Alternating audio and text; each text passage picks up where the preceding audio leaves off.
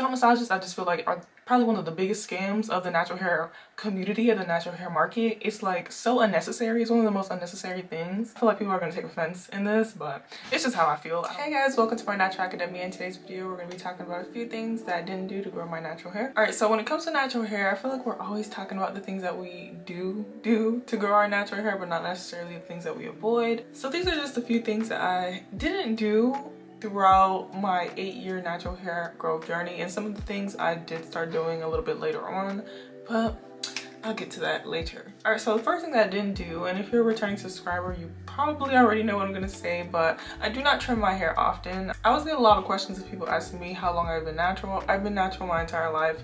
Never really wore weave or got a perm or chemically damaged or colored my hair or anything like that. But when I first started taking care of my hair, I was undergoing a little transition of having a very sick scalp, and like, it was terrible. So around the time that my scalp got healed from this treatment that this lady did for me when I was about 11, 12 years old is when I started actually taking care of my hair. So since about 2013, 14, and fast forward to 2022, in that time frame, I probably only done a uniform trim on my hair about 6 times, and mainly because the first couple years I didn't really know what I was doing, so I never really trimmed my hair. So yeah, I've only trimmed my hair about 6 times in the past 8 years of taking care of my hair by myself and nobody else being in control of my hair. And when I say uniform trim, I mean like every single strand on my hair gets cut. With ununiform trims, I usually do that throughout the year. If a certain section of my hair is a little bit too raspy, a little bit too dry, or I find single strand knots or split ends, I will go I will go in and cut those individual strands throughout the year. And that's not really often because I don't really have that much damage on my ends. I don't really let my hair out enough for it to be damaged, so I don't usually have to do that throughout the year.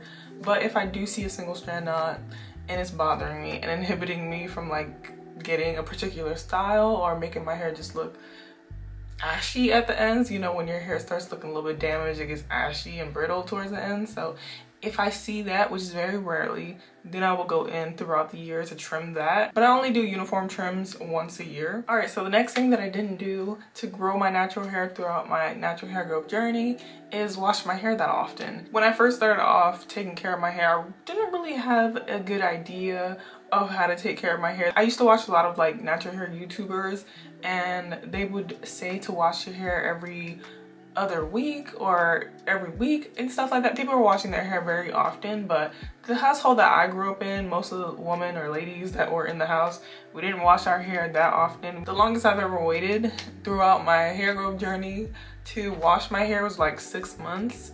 It sounds bad, but I was young. I didn't really know what I was doing. But nowadays I wash my hair every 4 to 6 weeks. I try to wash my hair consistently every 4 to 6 weeks. And sometimes I'll do hair growth challenges where I'll go several months without manipulating my hair, and with manipulation comes, you know, touching and washing, all that stuff. I find that my hair just grows faster, or grows healthier, I should say, when my hands are not always in it. So I do my best to take care of it when I'm not washing it. I try not to shower my hair with products in between. I moisturize my hair every couple of weeks, wash it every couple of months.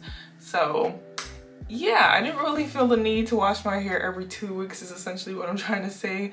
I nowadays wait every 4 to 6 weeks, and back in the day I was washing my hair probably like every 2 months.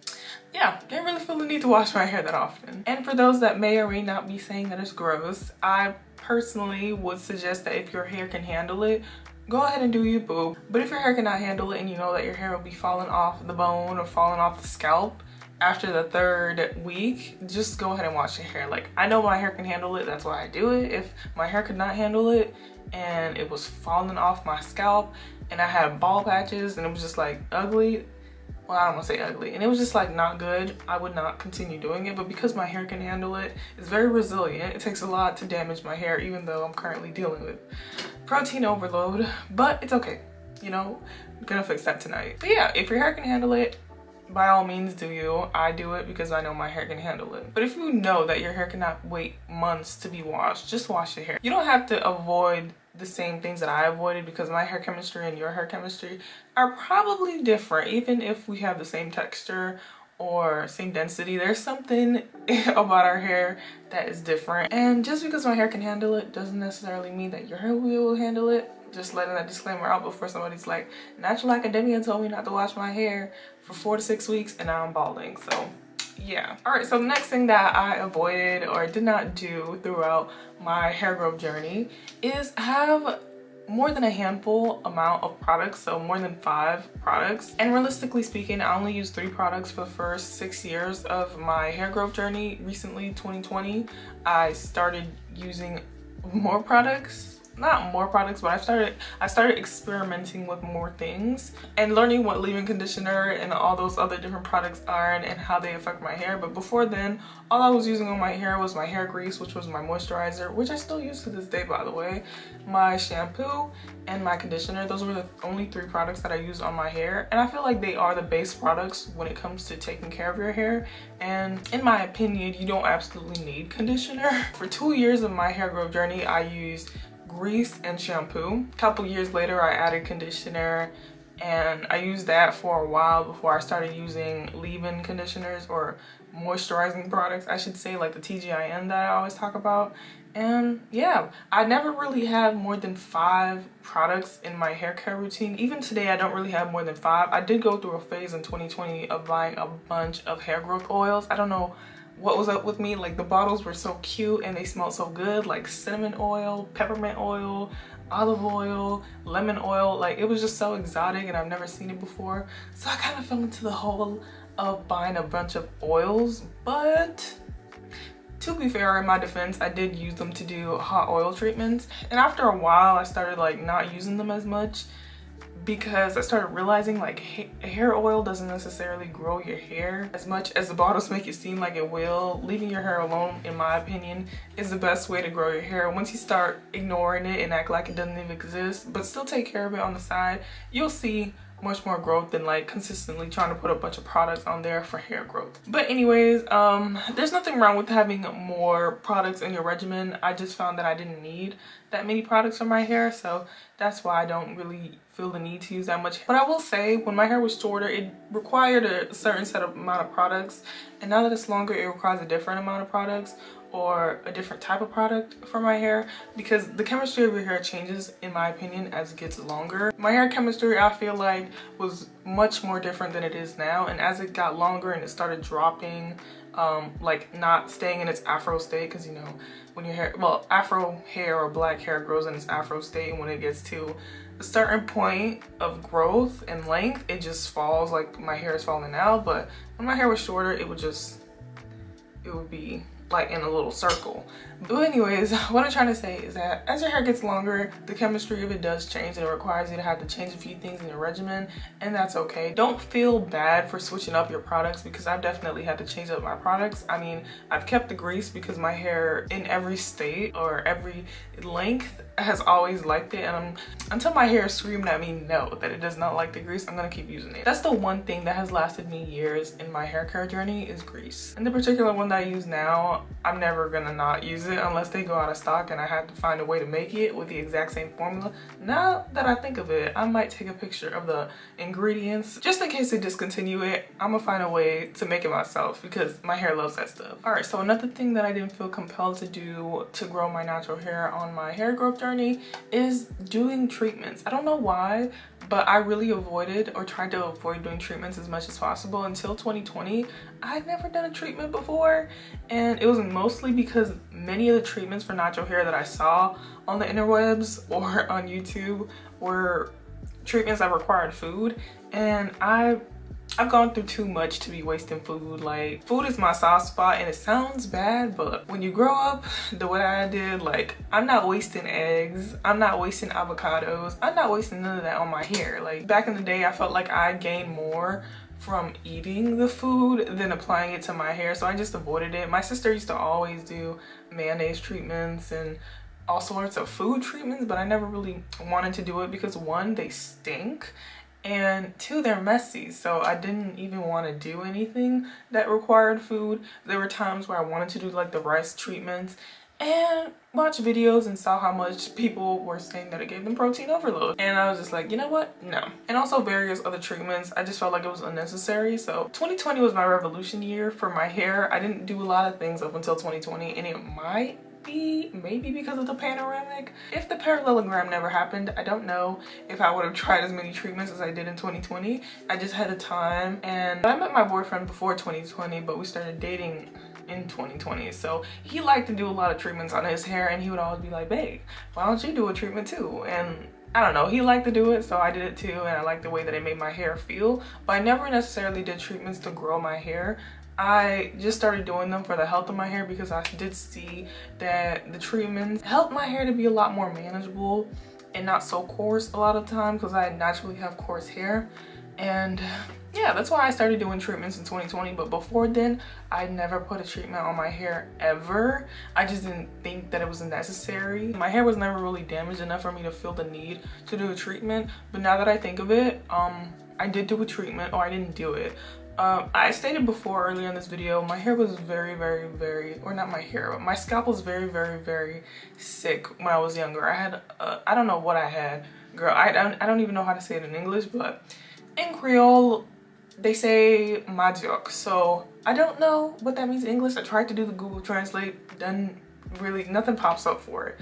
But there was something wrong with my scalp. Like when the comb would go through it, my scalp would literally fall off with the comb. It was bad. Like it was terrible. I know, and it caused my hair not to grow past a certain length because my scalp was ill. But when I was like 11, 12 years old, right before I started taking care of my own hair, there was this lady at the church who did a treatment for me, and ever since then I haven't had to deal with that scalp situation. I do still have like a spot in my head where it was really bad. When my scalp was sick, like the hair would just fall off in that particular spot, and to this day I still think that spot is like, it's not sensitive, but the hair doesn't really grow out as fast. But I do get some questions of people asking me what the treatment was. I was very young, so I don't remember, but I have been doing research, or not necessarily research. I've been trying to figure out what the treatment was. I don't know who she is, don't know her name. I barely even know how she looks like. I was very young when she did the treatment on my hair, and I asked my mother, because my mother's Haitian and the lady who did the treatment on my hair was Haitian. So I was just like, is there some sort of Haitian remedy that you know of that helps the scalp heal from whatever? And she was telling me that she doesn't really know exactly, but in Haiti, some of the treatments, or some of the common treatments that people do when their scalp is like irritated or for hair growth, this is according to my mother, so do it as you will. I don't know for sure, I don't really remember, but I do remember that the treatment required leaves, and she did say jute leaves, and in Creole we call it lalo. So jute leaves, she said, was something that they do as hair treatments over there, and my child brain is telling me that could have been what the lady put on my hair to heal it, or to help it, or to treat it, I should say. But my adult brain is like, what if it wasn't? Like, there's always that little bit of doubt because I don't know for sure. I never really asked her what it was, and I'm too young to even remember what the leaves look like exactly. But I get so many questions every day of people asking me, what was the treatment? I'm like, girl, I don't remember. It happened so long ago. Like, I wasn't taking notes when she was doing the treatment. Like, I didn't even know what was going on. I mean, I know I had a scalp issue, but I didn't really, sometimes I didn't care. I was just too young to even understand what was going on. I just knew that my scalp was sick. So yeah, if you want to try it out, it's called jute leaves, is what my mother told me that it could have been. But she doesn't know for sure, and I don't know for sure either. I just knew that it was leaves. But anyways, I don't even know how I got to that point. But essentially what I'm trying to say for this point, when it comes to treatments, I never felt compelled to do any mayonnaise, eggs, aloe, rice, beans, potatoes. I never felt the need to do any treatments to my hair because it was just too much work. And one thing about me, I'm very lazy when it comes, well, I don't want to say lazy because then it makes it sound like I don't do nothing to my hair, but I'm very relaxed when it comes to taking care of my hair. So there are a lot of things I just don't do because it's too much work and I'd rather not. So like, if I can go without doing something, I just do that, which is not do it. So yeah, treatments are just one of the things that I didn't start doing until 2020, and I will say they are beneficial, they are helpful. I just don't think that they are necessary for hair growth. I do feel like they add a lot of benefits to the hair. They are more helpful than not, but you can go without doing them. When I do them nowadays, I tend to do them for the health of my hair, not necessarily for hair growth. I never bought into the whole treatments grow your hair thing, or this product grows your hair. I don't really think anything can grow your hair. Your hair just grows out of your scalp.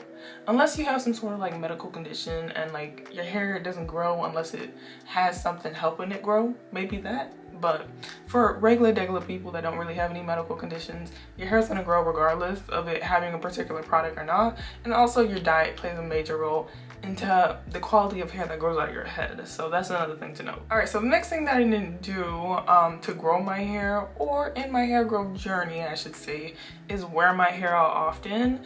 And still to this day, I do not wear my hair out for no reason. Like today, I'm wearing my hair out in this video because I'm about to go wash it. Otherwise, it would just be in some braids or some sort of protective style, because I'm trying to start doing more to my hair than just wearing it in my dookie braids. So yeah, that's that. But otherwise, still to this day, if I'm not going to like a function or an event, a ceremony, a graduation, if I'm not going to a special event, and I'm very keen on the word special, because it has to be special for me to wear my hair out. I do not wear my hair out for no reason. Actually, no, I'm not gonna lie. 3% of the time I wear my hair out for no reason, just because I want to feel cute. Like I like being cute. So yeah, I wear my hair out 3% of the time for no reason. And I don't really have that many ceremonies or functions to go to. So I guess 2% of the time is for functions, and 95% of the time my hair is put away. My hair is in some sort of protective style, in some sort of dookie braid. Anybody that knows me in real life knows that I do not wear my natural hair out. Not because I don't like my natural hair, it's because firstly, my hair is very greasy because I use grease on my hair. Who has time to be touching greasy hair all day? It's just too much work.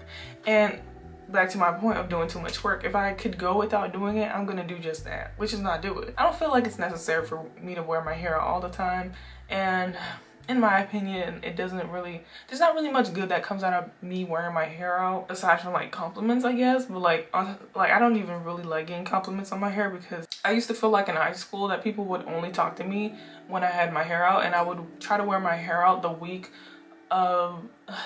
before I washed my hair. So, well, not the week before, but the week of that I would be washing my hair. So I'm gonna wash my hair on Saturday. I'll wear my hair out Monday through Friday.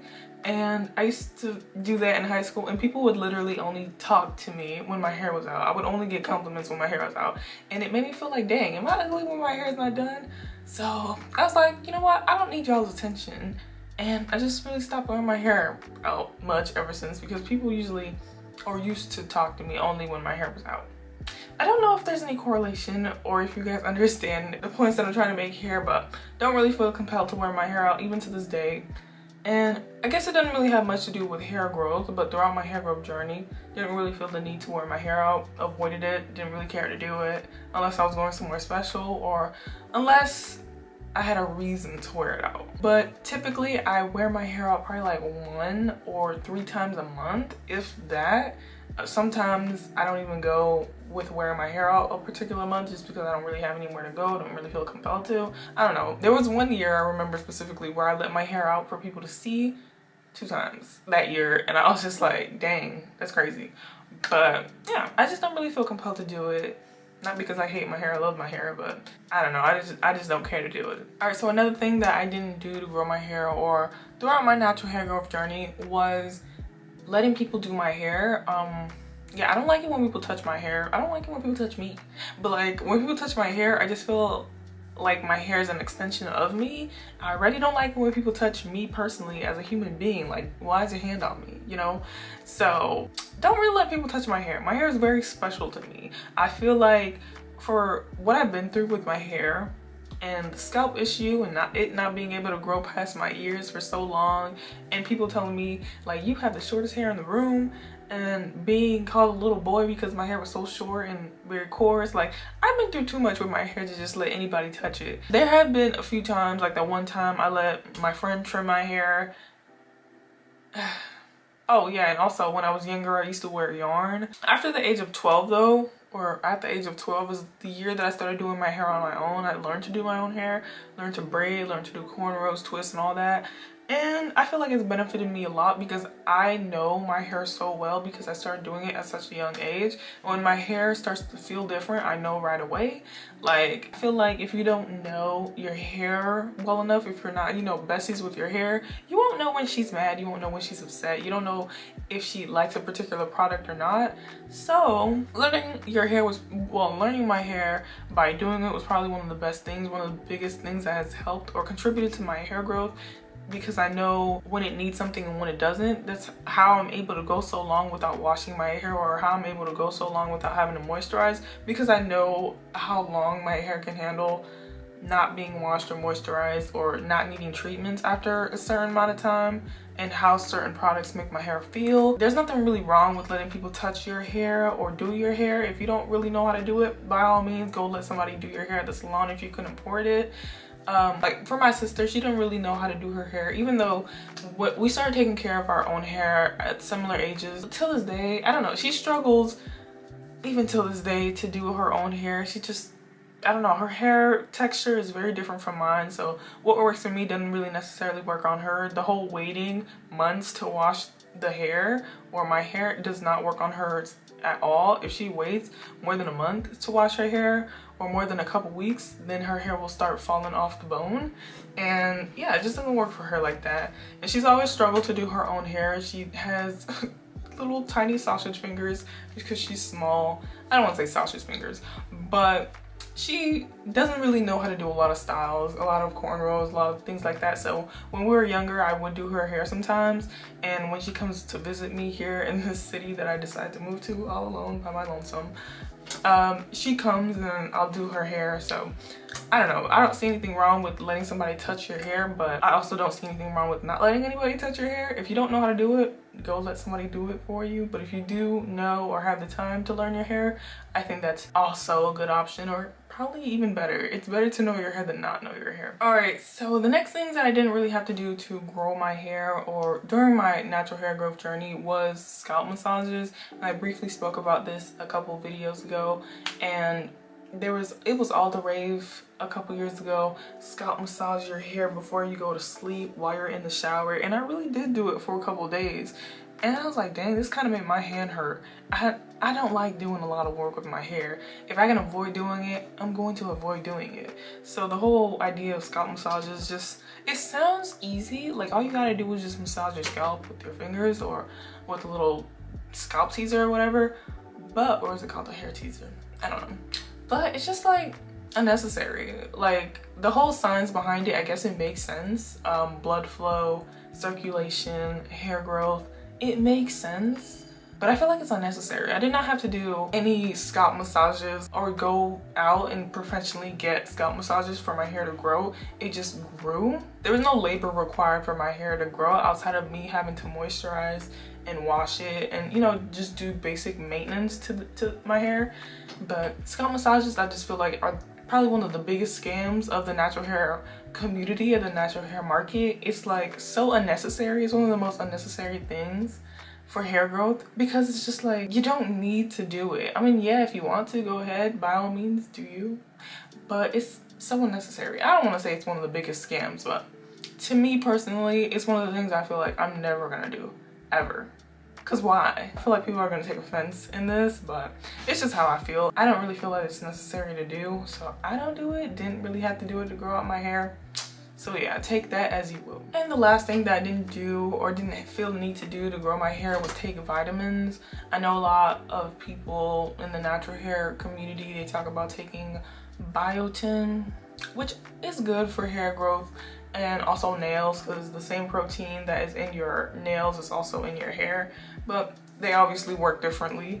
But taking biotin pills or things like that never really felt necessary for me to do or for me to take, because for one, I'm not really big on, I don't want to say I'm not big on medicine, but I don't like taking pills. I can barely even swallow a pill. So the idea of having to take a pill, it just throws me off. I hate having to take drugs, even though I'm kind of going in that realm of like career.